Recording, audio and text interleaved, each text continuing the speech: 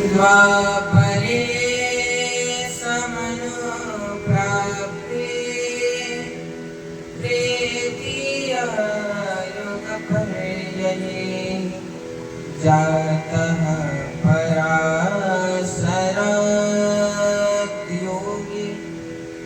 वाशव्यां प्रलया।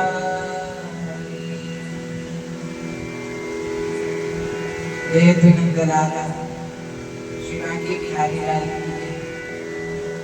गुरुदेव भगवान की जय।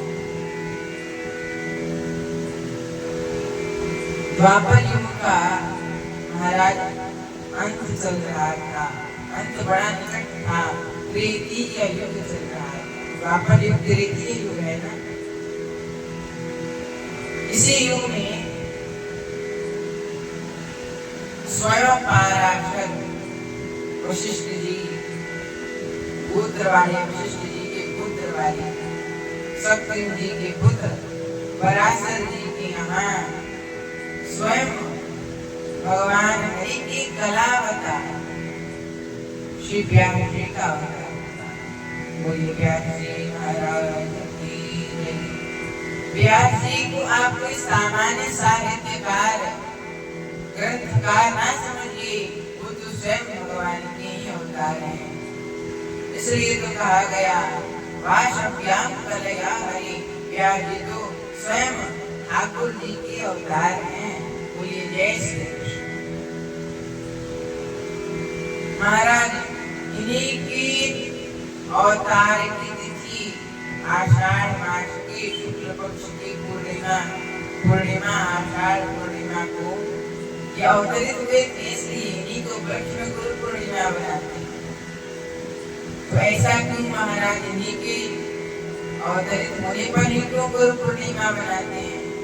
तो इसके पीछे गुरु शिष्य परंपरा है। भारत में स्व आत्मजा परंपरा नहीं चलती। अरे ये मेरा पुत्र है, मैं इसी को ज्ञान दूंगा, इसी को आगे बढ़ाऊंगा। भारत में तो स्व शिष्य गुरु शिष्य परंपरा चलती है।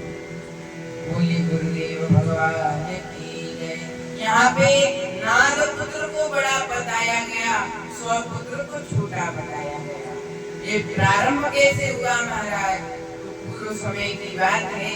नारायण के नाभि कमल से ब्रह्मा जी हुए, ब्रह्मा जी के नाभि कमल से वशिष्ठ जी हुए, वशिष्ठ जी के पुत्र हुए सत्यम जी। कौन? सत्यम। ये ज्ञान मिलते जा रहा है। नारायण जी ने ब्रह्मा जी को ज्ञान दिया, ब्रह्मा जी ने वशिष्ठ जी को ज्ञान दिया, वशिष्ठ जी ने सत्यम जी को ज्ञान दिया। सत्यम जी के पुत्र हैं पराशर जी, उनको सत्यम जी ने ज्ञान दिया। और पराशर जी के गुरु जो सत्यम जी हैं, उन्हीं के परम पौत्र सुखदेव जी हुए।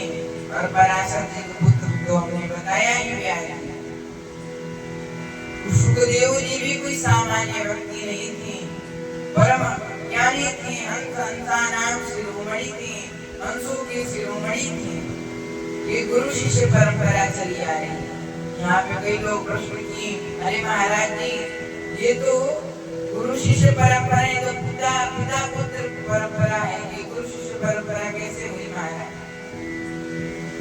तब कहा कि यहाँ तक तो भले गए कि पुत्र और पिता परंपरा है, लेकिन सुखदेव जी को अनेक पुराणों में विवाह करना निषेध रहा है, विवाह नहीं किया। और कुछ पुराणों में कहा गया कि उसमें भी कहा गया छाया विवाह हुआ उनका। सुखदेव जी ने अपने पुत्र को ज्ञान नहीं दिया, उन्होंने तो अपने शिष्य गोविंद जी को ज्ञान दिया।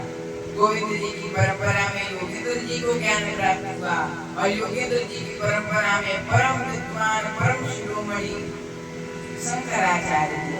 बोलिए शंकराचार्य भगवान की जय। शंकराचार्य भी बड़े विद्वान, उन्होंने समस्त वैष्णवाचार्य, शाक्ताचार्य, स्मार्ताचार्य अनेक प्रकार के सिद्धांतों को किया। चाहे वह वेद हो, वेदांग हो, वेदांत हो, ब्रह्मसूत्र हो, कल्पसूत्र हो, छंद हो, संगीत हो, श्लोक हो, साहित्य हो, अनेक प्रकार के ग्रंथ हो, श्लोक हो, स्तोत्र हो, सबको एक करके एक अखंड भारत का एक अखंड नीति प्रारंभ किया। और वही शंकराचार्य जी के द्वारा हम सब भी शिष्य परंपरा में आते हैं, क्योंकि उस समय शंकराचार्य जी ने ही सारे आचार्यों के लिए एक मत बनाकर सब कोई को एक करके अद्वैत सिद्धांत लाया, न द्वैत अद्वैत। इसलिए उनकी परंपरा में हम सब आते हैं और हम सभी गुरु शिष्य परंपरा से ज्ञान प्राप्त करते हैं। इसलिए गुरु पूर्णिमा तो वेद व्यास जी के लिए अवतरित होने के कारण प्रसिद्ध है ही है, लेकिन वेद व्यास जी परम गुरु थी। जब देखा द्वापर युग में सबकी बुद्धि कमजोर हो गई है तो अष्टादश पुराणों का लेखन किया, अष्टादश पुराणों का लेखन किया, अनेक ग्रंथों का लेखन किया, ब्रह्म सूत्र का लेखन किया, वेदों को विभाजित कर दिया, गीता जैसे शास्त्र का निर्माण किया। ये सब केवल और केवल हम लोगों के लिए किया। वह गुरु के समान है, इसलिए उनको ही अपने गुरु जी के समान समझकर, गुरु शिष्य परंपरा में उत्तम समझकर, उनको गुरु मानकर, परम गुरु, परात्पर गुरु मानकर हम सब गुरु पूर्णिमा का बड़ा सुंदर महोत्सव मनाते हैं। ठाकुर जी से अनेक बार प्रार्थना है कि गुरु पूर्णिमा पे समस्त भक्तों के अनंत कृपा करें, गुरु रूप में ही कृपा करें। ठाकुर जी तो दो रूप में दर्शन देंगे, या तो ब्राह्मण वेश में आके दर्शन देंगे अथवा गुरु विष्णु। बोलिए जय श्री कृष्ण। सद्गुरुदेव भगवान की